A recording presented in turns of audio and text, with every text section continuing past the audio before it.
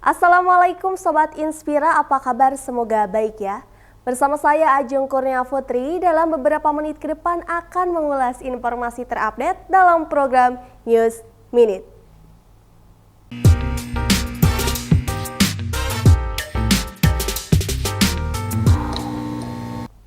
Berita pertama datang dari Komisi Perlindungan Anak Indonesia atau KPAI, menyatakan bahwa dampak negatif media dapat menstimulasi sikap asosial pada anak. Atas dasar itu, Komisi Penyiaran Indonesia Daerah atau KPID Jakarta menggelar kegiatan literasi dan deklarasi di Gedung Graha Mental Spiritual Jakarta pada Senin kemarin. Pentingnya bagi para orang tua untuk melakukan pencegahan secara masif terkait dampak negatif media menjadi PR bersama. Terlebih, Komisi Perlindungan Anak Indonesia atau KPAI menyatakan hal itu dapat menstimulus sikap asosial terhadap anak. Atas dasar itu, Komisi Penyiaran Indonesia Daerah Jakarta atau KPID menggelar literasi dan deklarasikan. Salah satunya membahas terkait perempuan peduli penyiaran digital. Dalam deklarasi dibahas begitu pentingnya peran perempuan, terutama ibu, yang menjadi tokoh kunci untuk melindungi anak-anak dari siaran yang negatif di media. Kendati demikian, ditegaskan juga jika semua pihak memiliki peran penting untuk melindungi anak dari konten negatif media. Hal itu juga ditekankan Nezar Patria, selaku Wakil Menteri Komunikasi dan Informatika atau Wamenkominfo RI. Dikatakannya dengan upaya pencegahan yang dilakukan dapat meminimalisir dampak negatif dari media itu sendiri. Apa saja yang diatur di situ atau apa saja yang harus diketahui oleh masyarakat, ya, termasuk juga ibu-ibu dan kaum perempuan di dalamnya, misalnya bagaimana menggunakan teknologi digital dengan safe, lalu kemudian bagaimana digital ethics-nya, lalu bagaimana dengan digital culture, selain tentu saja digital skill. Pada kesempatan yang sama, Margaret A. Maimunah selaku komisioner KPAI mengatakan tidak hanya ibu yang punya kewajiban, namun juga orang tua yaitu ayah memiliki kewajiban yang sama. Acara yang digelar KPID Jakarta tersebut dihadiri para perempuan dari berbagai organisasi masyarakat, organisasi kepemudaan dan kemahasiswaan, serta perkumpulan atau komunitas seperti NU, Muhammadiyah, Persis, HMI, GMKI, PII, Majelis Taklim, dan lainnya. Dari Kota Jakarta, tim Inspira TV melaporkan.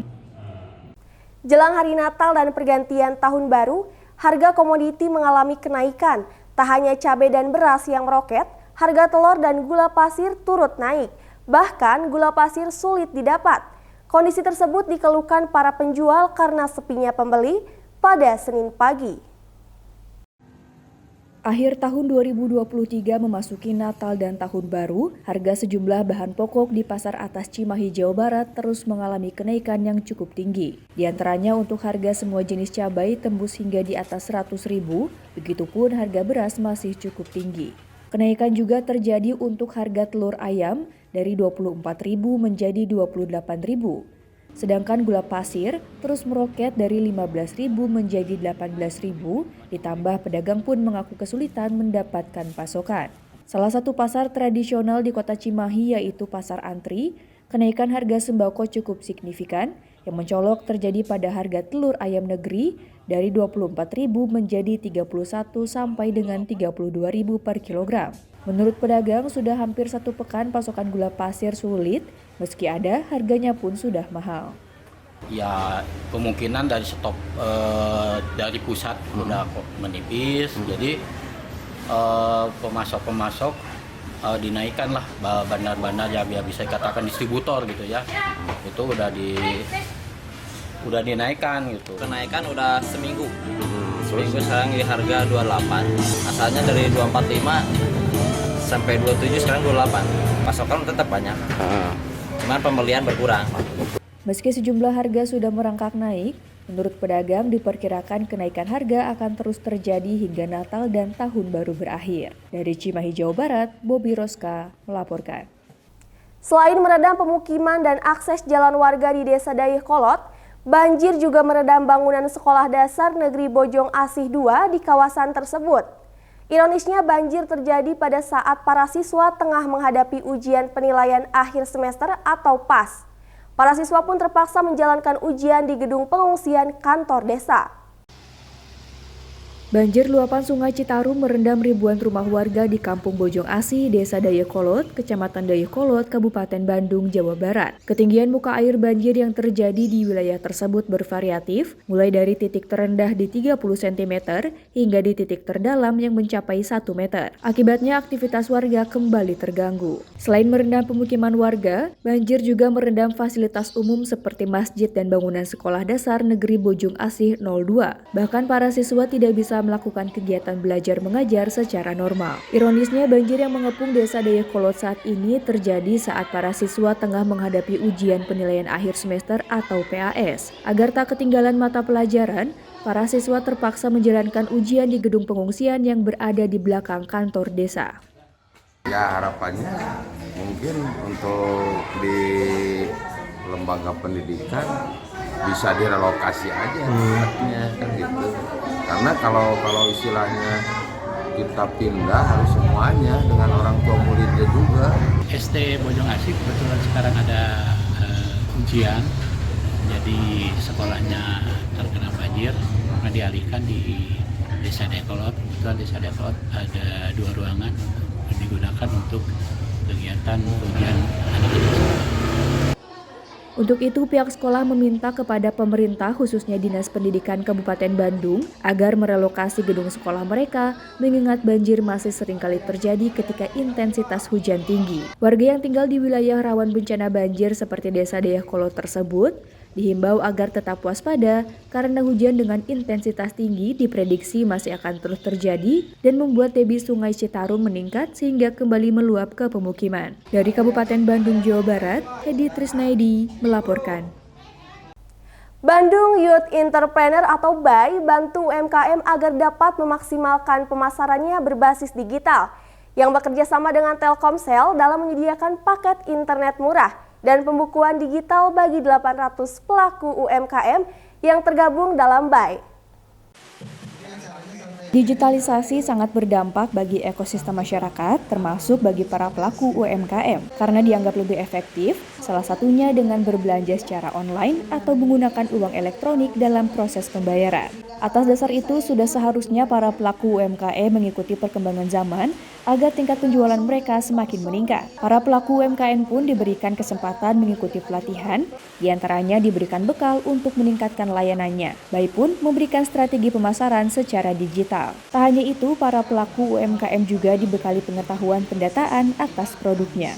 Diakui founder BAI yang akrab disapa Kang Acel, dengan memanfaatkan teknologi, diperkirakan omset UMKM akan meningkat. Namun perlu diperhatikan, dalam hal ini UMKM harus mengeluarkan dana untuk keperluan paket internet. Sebagai bentuk kepedulian atas tuntutan tersebut, Kang Acel mencari solusi agar tetap menekan pengeluaran pelaku UMKM. Targetnya adalah kita memberikan dengan teman-teman Telkomsel ini memberikan layanan kepada UMKM dengan menggunakan kualitas data yang baik, namun berbiaya efisien. Berbeda dengan penjualan data yang seperti biasanya, dan ini akan membantu teman-teman UMKM untuk menekan biaya. Memang tidak terlalu signifikan, tapi kalau jumlah datanya besar atau jumlah penjualannya besar, ini tentu akan menekan biaya yang signifikan. Kita ingin menjadi bagian dari masyarakat Indonesia. Kita ingin ada dampak yang positif yang dirasakan oleh pelanggan kami. Salah satu pelanggan kami adalah UMKM. Bagaimana kita ketahui UMKM itu penggerak ekonomi yang paling masif. Yang seperti kita ketahui saat pandemi kemarin, mereka yang paling susah bertahan.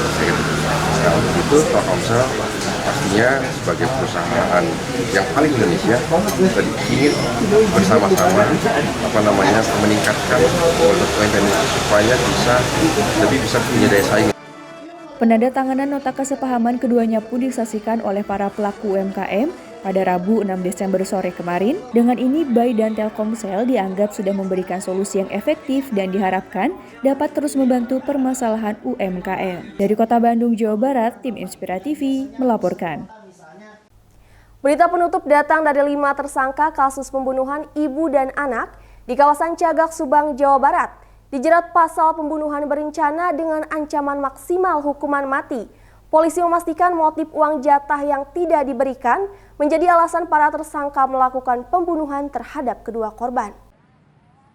Usai melakukan pemeriksaan sejumlah saksi dan para tersangka menggelar rekonstruksi, akhirnya motif pembunuhan terhadap ibu dan anak Tuti Suhartini dan Amelia Mustika Ratu di kawasan Cagak, Subang, Jawa Barat mulai terungkap. Dari hasil pendalaman, penyidikan serta rekonstruksi kelima tersangka masing-masing Yosep Hidayat, M. Ramdhanu, Mimin, Arigi, dan Abi terbukti melakukan pembunuhan berencana terhadap kedua korban. Kelima tersangka yang salah satunya merupakan ayah dan suami korban, Yosep, merupakan otak dari pembunuhan terhadap kedua korban. Sementara 4 tersangka lainnya yang juga terbukti turut terlibat dalam pembunuhan terhadap kedua korban. Menurut petugas, masalah uang menjadi motif utama para pelaku melakukan aksinya. Hal ini terjadi setelah sebelumnya tersangka Yosep tidak puas dengan jatah uang dari kedua korban yang dinilainya tidak sesuai dengan jabatan tersangka Yosep yang juga merupakan pemilik yayasan sekolah bersama kedua korban. Akibat perbuatannya itu, para tersangka dijerat pasal 340 KUH Pidana tentang pembunuhan berencana dengan ancaman pidana hukuman mati. Pasal yang dipersangkakan adalah pasal 340, 338, 55, serta 56. Ancaman hukumannya ini hukuman mati, hukuman seumur hidup, dan 20 tahun penjara. Motifnya adalah diduga permasalahan uang. Seperti diketahui sebelumnya, kasus pembunuhan ibu dan anak di kawasan Cagak, Subang tersebut terjadi pada 18 Agustus 2021 lalu.